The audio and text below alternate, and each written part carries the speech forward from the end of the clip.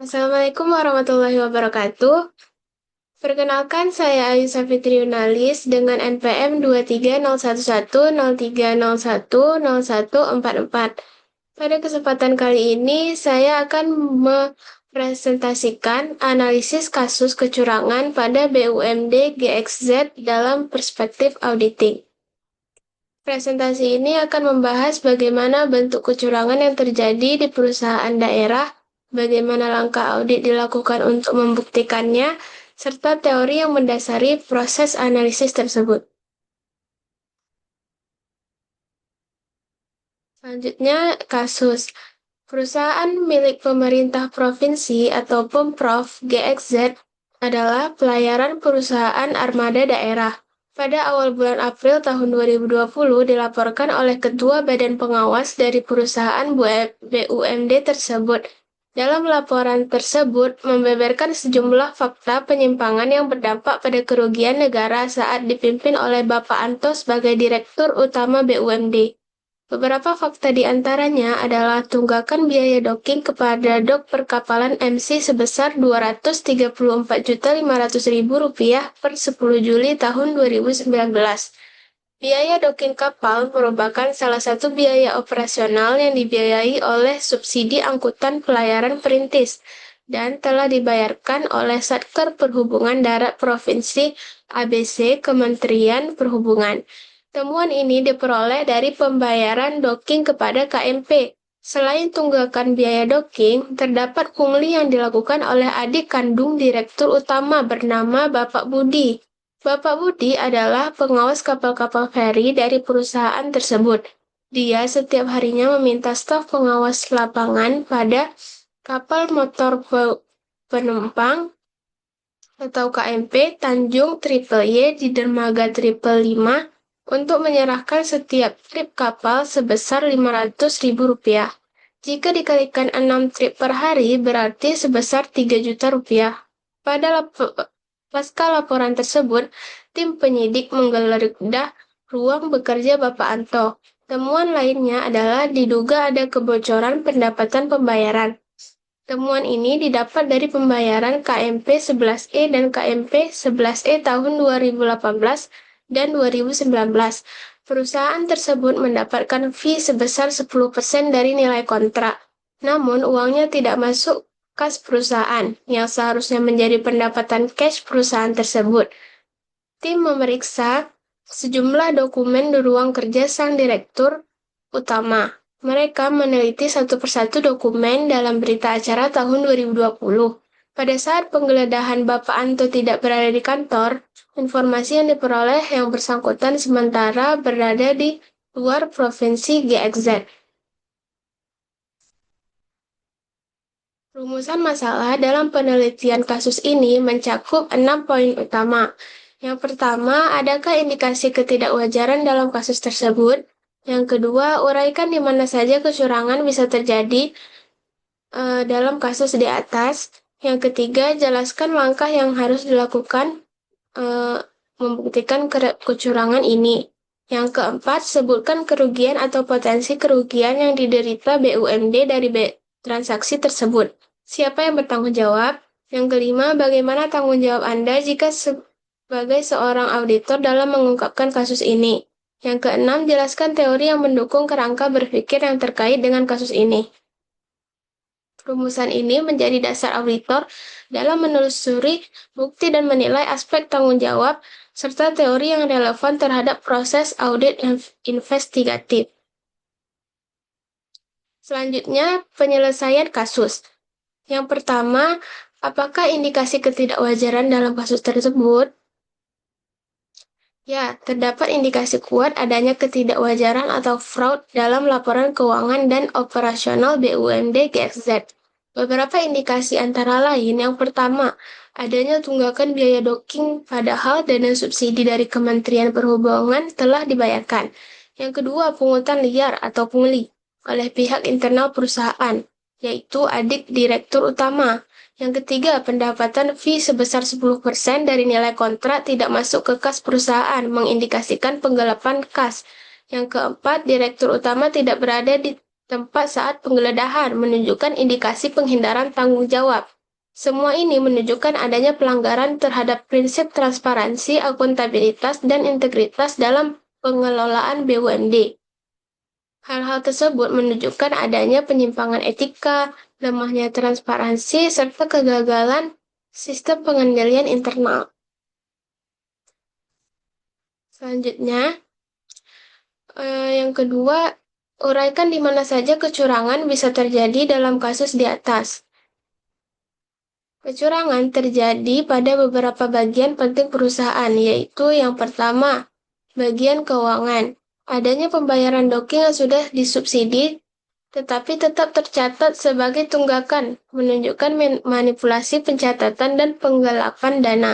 Yang kedua, bagian operasional atau pengawasan kapal. Pungutan liar oleh pengawas kapal atau Bapak Budi terhadap staf lapangan menunjukkan penyalahgunaan wewenang. Yang ketiga, manajemen puncak atau direktur utama. Karena memiliki tanggung jawab tertinggi atas laporan keuangan dan operasional, maka ketidaktercatatannya fee 10% menandakan adanya keterlibatan atau pembiaran. Yang keempat, sistem pengendalian internal. Lemahnya pengawasan dan audit internal memungkinkan kecurangan terjadi tanpa terdeteksi lebih awal.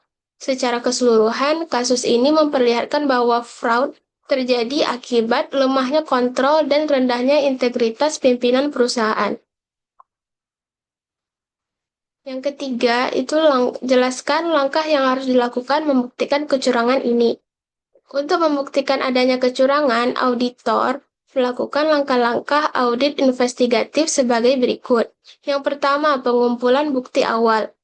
Auditor memeriksa laporan keuangan, bukti pembayaran docking, dan catatan subsidi untuk mencari ketidaksesuaian antara data administrasi dan realisasi dana. Yang kedua, konfirmasi eksternal. Auditor meminta konfirmasi kepada Kementerian Perhubungan dan pihak galangan kapal mengenai pembayaran dana subsidi dan biaya docking. Hasil konfirmasi digunakan untuk memverifikasi keaslian transaksi. Yang ketiga, analisis transaksi dan aliran kas atau cash tracing. Auditor melacak aliran dana yang keluar dan masuk untuk memastikan apakah terdapat dana yang mengalir ke rekening pribadi pihak tertentu. Yang keempat, wawancara dan klarifikasi. Dilakukan wawancara terhadap pihak-pihak terkait seperti direktur utama, pengawas kapal, dan staf keuangan. Tujuannya untuk mendapatkan pernyataan langsung serta mendeteksi inkonsistensi dalam jawaban. Yang kelima, evaluasi sistem pengendalian internal. Auditor menilai kelemahan sistem pengawasan dan memberikan rekomendasi perbaikan agar tidak terjadi penyimpangan di masa mendatang. Yang keenam, yang terakhir itu penyusunan laporan investigatif. Seluruh hasil pemeriksaan dituangkan dalam laporan audit investigatif yang berisi temuan, bukti, pihak terlibat, nilai kerugian, serta rekomendasi tindak lanjut hukum dan perbaikan internal. Nah, langkah-langkah ini menunjukkan bagaimana auditor berperan aktif dalam membuktikan adanya fraud berdasarkan bukti konkret dan analisis profesional. Yang keempat, sebutkan kerugian atau potensi kerugian yang diderita BUMD dari transaksi tersebut, siapa yang bertanggung jawab. Nah, jadi kasus ini menimbulkan berbagai dampak. Ya, kerugian atau potensi kerugian itu yang pertama kerugian finansial langsung dari penggelapan fee 10% kontrak dan pungli harian sebesar 3 juta rupiah, yaitu 6 trip per hari. Yang kedua, kerugian reputasi BUMD di mata pemerintah daerah dan masyarakat akibat penyimpangan. Yang ketiga, kerugian operasional karena dana subsidi tidak digunakan sebagaimana mestinya untuk biaya docking kapal. Lalu, pihak yang bertanggung jawab adalah Bapak Anto selaku Direktur Utama sebagai penanggung jawab tertinggi atas keuangan dan pengawasan. Yang kedua, Bapak Budi pengawas kapal sebagai pelaku pungutan liar. Yang ketiga, bagian keuangan dan pengawasan internal jika terbukti lalai dalam melakukan fungsi kontrol. Yang kelima, bagaimana tanggung jawab Anda jika Anda sebagai seorang auditor dalam mengungkapkan kasus ini? Sebagai auditor, tanggung jawab utama saya meliputi yang pertama, menjaga independensi, objektivitas, dan integritas profesional. Yang kedua, mengumpulkan bukti yang cukup dan relevan untuk mendukung kesimpulan audit. Yang ketiga, melaporkan hasil investigasi secara jujur dan transparan kepada pihak berwenang seperti BPKP atau inspektorat. Yang keempat, memberikan rekomendasi perbaikan terhadap sistem pengendalian internal dan tata kelola perusahaan. Yang kelima, menegakkan etika profesi auditor sesuai dengan standar SPAP atau Standar Profesional Akuntan Publik. Dalam konteks kasus ini, auditor juga memiliki tanggung jawab moral untuk memastikan bahwa hasil audit digunakan sebagai dasar penegakan hukum dan peningkatan akuntabilitas publik. Kemudian, yang keenam, jelaskan teori yang mendukung kerangka berpikir yang terkait dengan kasus ini. Beberapa teori yang mendukung analisis kasus ini adalah yang pertama, Fraud Triangle Theory dari Donald Cressey tahun 1953 menjelaskan bahwa kecurangan terjadi karena 3 unsur utama atau 3 elemen penyebab kecurangan, yaitu yang pertama, pressure atau tekanan, yaitu kebutuhan finansial atau target tertentu mendorong pelaku untuk curang. Yang kedua, kesempatan atau opportunity, yaitu lemahnya sistem pengawasan memberikan ruang bagi pelaku. Yang ketiga, rasionalisasi atau rationalization, ataupun pembenaran, yaitu pelaku membenarkan tindakannya dengan alasan pribadi. Dalam kasus ini, direktur utama memiliki kesempatan besar dan lemahnya pengawasan yang membuka peluangnya terjadi fraud. Teori yang kedua adalah agensi teori dari Jensen and McLean tahun 1976 menjelaskan adanya konflik kepentingan antara manajemen atau agen dan pemilik atau prinsipal. Ketika pengawasan lemah, agen cenderung bertindak untuk keuntungan pribadi. Kasus BUMDGXZ memperlihatkan bagaimana manajemen menyalahgunakan posisi untuk kepentingan pribadi. Teori yang ketiga yaitu teori pengendalian internal atau COSO framework, menegaskan bahwa pengendalian internal harus mencakup 5 komponen, yaitu control environment, risk assessment, control activities, information and communication, dan monitoring. Kasus ini menunjukkan bahwa unsur monitoring dan control activities di perusahaan berjalan tidak efektif. Dari ketiga teori ini membentuk kerangka konseptual yang membantu auditor dalam memahami akar penyebab kecurangan dan menentukan langkah audit yang tepat. Dari kasus ini dapat disimpulkan bahwa pada kasus BUMDGXZ ini menunjukkan adanya indikasi kuat kecurangan atau fraud dalam pengelolaan keuangan dan operasional perusahaan. Bentuk penyimpangan yang terjadi meliputi penggelapan dana subsidi biaya docking kapal, pungutan liar oleh pengawas kapal, serta tidak disetorkannya pendapatan fee kontrak ke kas perusahaan.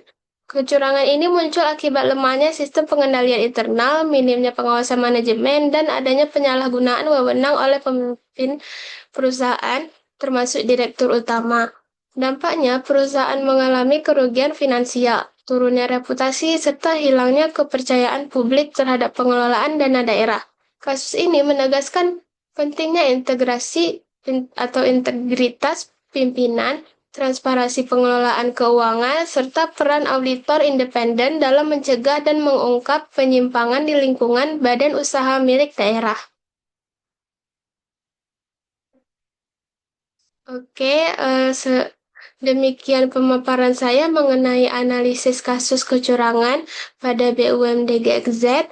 Semoga pembahasan ini dapat memberikan pemahaman tentang bagaimana auditor berperan dalam mendeteksi, membuktikan, dan mencegah kecurangan pada organisasi publik. Terima kasih saya ucapkan kepada Ibu Nita Erika Aryani, SE MSI HKSIA. Terima kasih juga atas perhatiannya. Wassalamualaikum warahmatullahi wabarakatuh.